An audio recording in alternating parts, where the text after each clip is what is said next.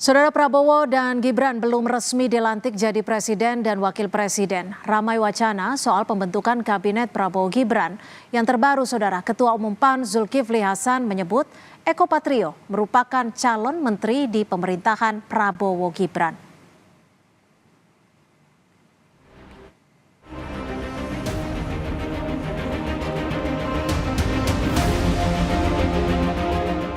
Nama Eko Hendro Purnomo alias Eko Patrio tiba-tiba disebut Ketua Umum Partai Amanat Nasional Zulkifli Hasan berpeluang jadi calon menteri di pemerintahan Prabowo Subianto. Hal ini dikatakan Zulhas saat wartawan bertanya tentang kader PAN yang berpotensi maju di Pilkada Jakarta. Namun Zulhas tak menjelaskan posisi menteri yang akan dijabat Eko. Kalau Jakarta ada Zita, ada Pasa, ada Eko. Ya tapi Eko kan calon menteri ya. Pas Eko itu clue-cluenya mau kemana sih Pak Zulhas? Oh ya nantilah kita lihat ya. Politik kan dinamis. Selain manuver Zulhas, Maret lalu Ketua Umum Partai Golkar Erlangga Hartarto meminta jatah 5 kursi di Kabinet Prabowo Gibran. Hal ini diungkap Erlangga saat menghadiri buka bersama DPP Partai Golkar di Bali. Saya sampaikan ke Pak Prabowo kontribusi Golkar ke Pak Prabowo, karena kita 15 dari 58%, maka kita kontribusi 25%, Pak Bu. Jadi kalau 25%, kalau bagi-bagi ya banyak-banyak sedikit boleh lah. Kalau yang kita sebut 5 itu minimalis, tapi kalau dihitung proporsinya 25%, room masih banyak. Setelah penetapan pemenang Pilpres, peta politik makin memanas, terutama di lingkaran koalisi Prabowo Gibran soal jumlah kursi yang bakal mereka dapatkan. Patut ditunggu apakah ada nama lain setelah muncul nama Eko Patrio. Tim Liputan Kompas TV.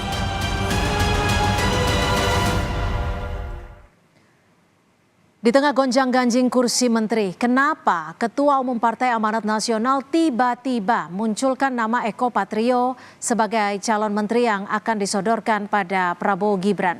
Kita tanyakan langsung, sudah ada Yandri Susanto, Wakil Ketua Umum PAN, dan juga Hanta Yuda, Direktur Eksekutif Poltreking Indonesia. Selamat sore Mas Yandri, Mas Hanta, terima kasih sudah bergabung bersama kami di Kompas Petang. Selamat sore Mbak Yandri. Assalamualaikum. Ya, waalaikumsalam. Saya ke Mas Yandri terlebih dahulu. Mas Yandri, ini kenapa tiba-tiba Pak Zulhas tiba-tiba langsung munculkan nama Eko Patrio sebagai calon menteri untuk diusulkan kepada Prabowo Gibran? Ya memang PAN bagian dari Koalisi Indonesia Maju. Insya Allah memang diajak oleh Pak Prabowo untuk mengisi posisi-posisi di kabinet Pak Prabowo nanti. Nah, siapa namanya, kemudian berapa jumlahnya, itu Bang Jul yang tahu. Nama-namanya pun sudah di kantong Bang Jul. Dan kalau persoalan nama, Mbak Cynthia, Bang Jul sudah sering menyebut, ya, ketika buka bersama dengan Pak Prabowo tanggal 21 Maret di DPP PAN, Bang Jul juga menyebut beberapa nama kader PAN. Kalau saya tidak salah waktu itu menyebut 4 nama kader PAN.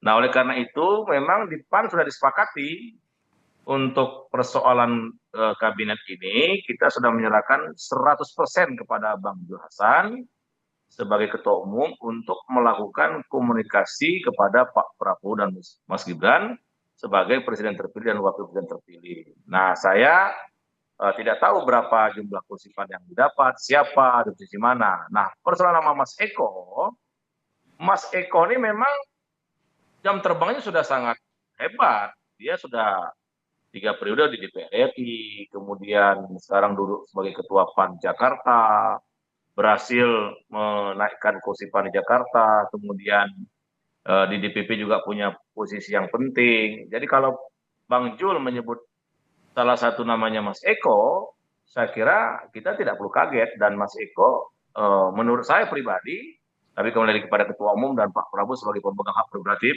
untuk menyusun kabinet, ya Mas Eko memang layak untuk menduduki salah satu posisi menteri. Nah, persoalan di mana posisinya atau apakah benar-benar menjadi menteri, ya tunggu tanggal mainnya Mbak Cynthia. Tapi menurut saya sebagai sahabat baik saya, Mas Eko ini ketika disebut namanya oleh Bang Jul, ya memang menurut saya mumpuni untuk duduk sebagai menteri. Gitu, Mbak. Oke, selain layak atau tidak layak, nanti ada banyak juga nih pertanyaan karena kan kita tahu kalau di PAN ada nama Mas Edi Suparno, ada nama Mas Yandri juga. Tapi nanti saya akan ke Mas Hanta terlebih dahulu.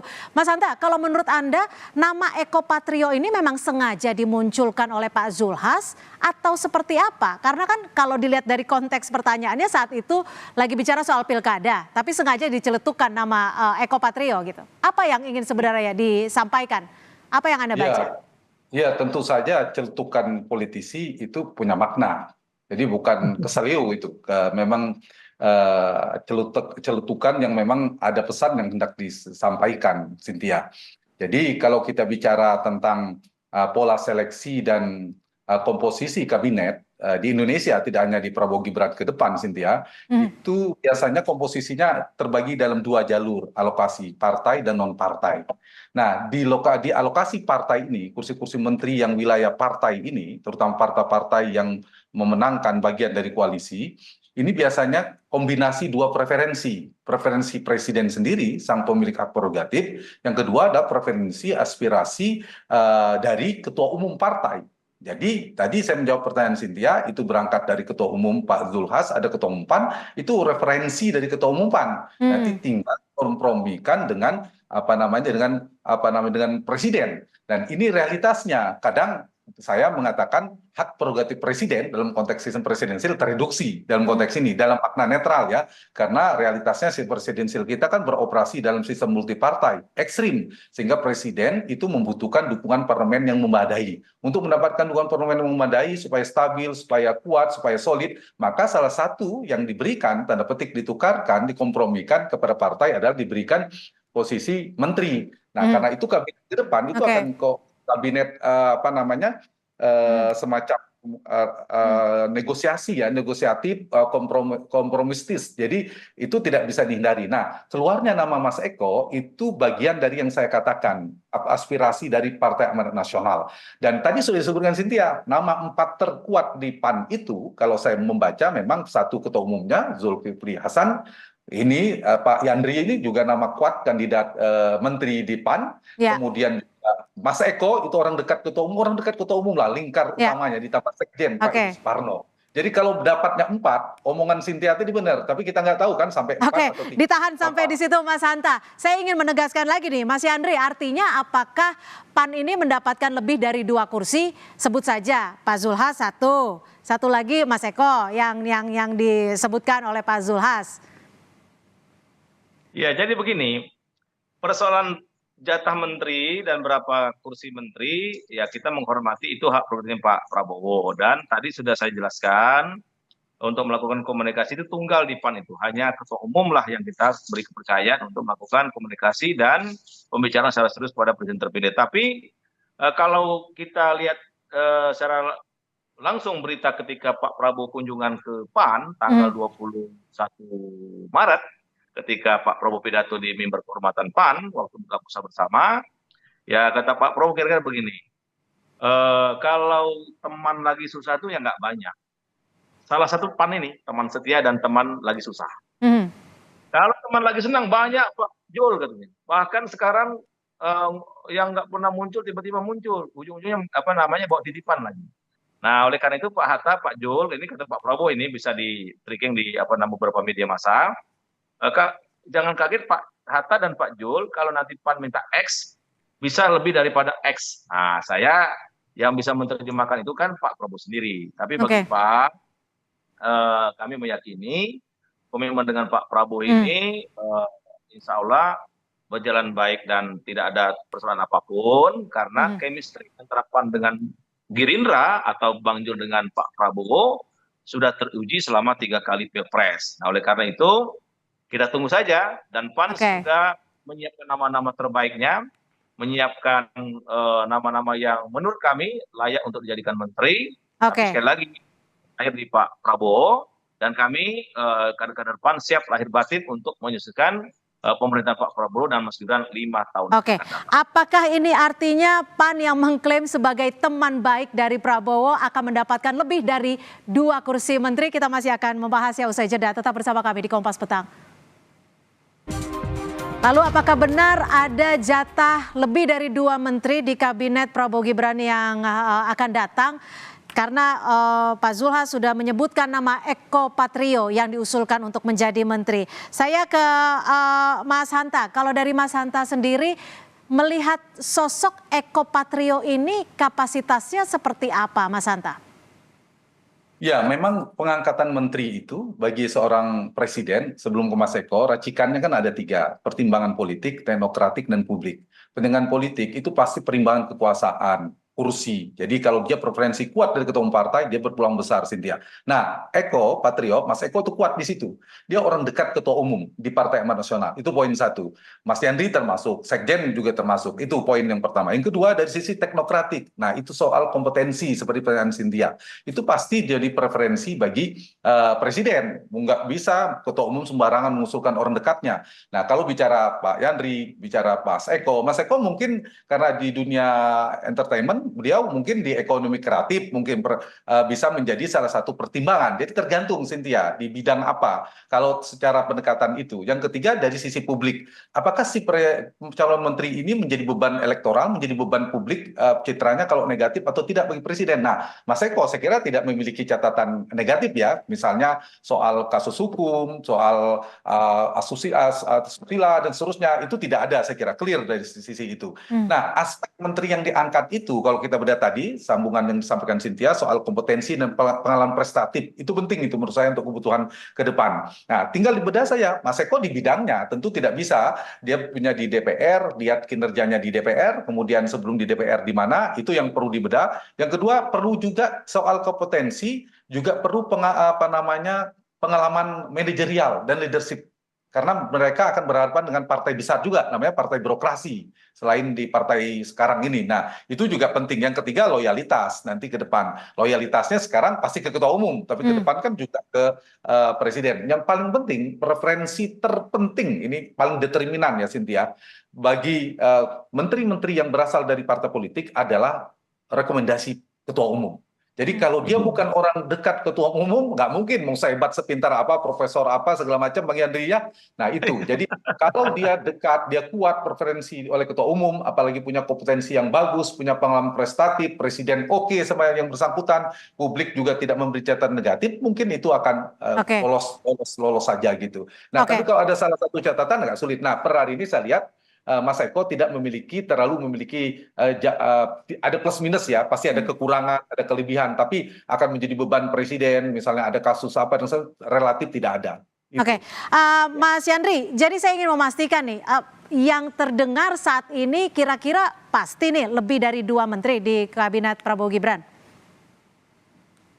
Ya kalau jumlah yang tahu komunikasi itu kan Bang Jul sama Pak Prabowo. Tapi pada prinsipnya berapa kader yang diminta oleh Pak Prabowo, tentu PAN sudah menyiapkan nama-namanya. Dan stok PAN itu banyak, yang siap secara lahir batin banyak ya. Tinggal nanti di pos mana diminta oleh Pak Prabowo, berapa jumlahnya. Tadi saya bilang nama-nama sudah ada di kantong Bang Jul.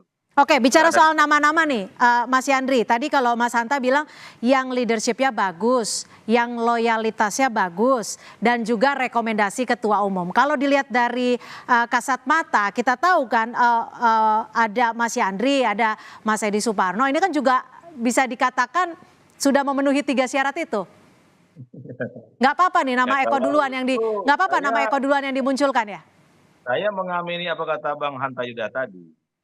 Di Partai PAN itu ada namanya pimpinan, yaitu ketua umum. Jadi kita nggak usah gerasa gerusu, nggak usah lobi sana lobi sini, nggak usah melakukan gerak-gerak yang mungkin tidak bisa dipertanggungjawabkan. Udah di PAN itu sudah jelas. Kita sudah serahkan bahkan 1000% kepada ketua umum. Jadi nggak usah kita bermanuver macam-macam ya. Ya ketua umum sudah tahu siapa yang layak, siapa yang pas, siapa yang kira-kira bisa diterima oleh Pak Presiden. Ya udah kita serahkan aja. Bagi saya santai-santai aja Mbak Cynthia ya. Kita serahkan kepada Bang Jul. Siapa kader PAN nanti akan disodorkan kepada Pak Prabowo sebagai presiden terpilih dan memang mempunyai hak prerogatif untuk menyusun usul kabinet yang akan datang. Mas Hanta, kalau dilihat dari apa ya yang bisa disebut dari Pak Zulhas sudah memunculkan nama ini, Anda melihatnya etis tidak sih ketika parpol langsung menyodorkan atau mengangkat seorang nama bahkan sebelum presiden dan wakil presiden terpilihnya ini dilantik? Nah, kalau saya melihat ini memang agak dari sisi komunikasi politik agak terlalu kecepatan. Kecepatan dan kesan di internal bisa, itu bagian dari strategi, misal munculkan dari sisi PAN-nya. Tapi dari sisi publik itu seperti kesan publik mendahului presiden, ya itu tidak bisa dihindari. Barangkali akan lebih baik misalnya PAN atau Ketua Umum Partai Amanat Nasional menyebutkan beberapa nama, jadi memberikan kriteria. Jadi kalau presiden meminta, kami sudah menyiapkan kriteria ABCD, kemudian namanya ini. Nah, itu kan kesan misalnya mengusulkan satu orangnya tidak terlalu kuat. Misalnya tadi seperti disebutkan, kita punya kader yang ini yang bisa diandalkan, ada Edi Suparno, ada Yandri Susanto, kemudian ada Eko Patrio dan lain sebagainya. Nah, itu relatif lebih elegan ketimbang misalnya satu. Tapi saya baca Pak Zulkifli Hasan itu melihat konteksnya mungkin ketika orang menanyakan tentang ini Pak Yandri ya barangkali. Ya, Pilgub DKI. Jadi Pilkada DKI itu salah satu namanya Eko Patrio. Nah, tapi Eko juga menteri ya mungkin gitu. Tapi kalau orang bicara Banten, misalnya Bang Yandri juga Gubernur Banten, barangkali nama Yandri yang keluar. Jadi mungkin ada momen itu, ditambah ada Zita kan,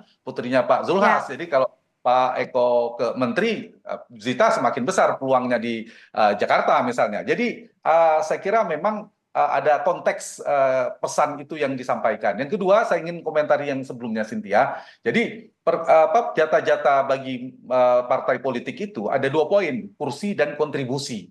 Jadi berdasarkan kursi di parlemen, PAN itu 48 kursi ya, Pak Yandri ya. 48, Yang kedua, 48 ya.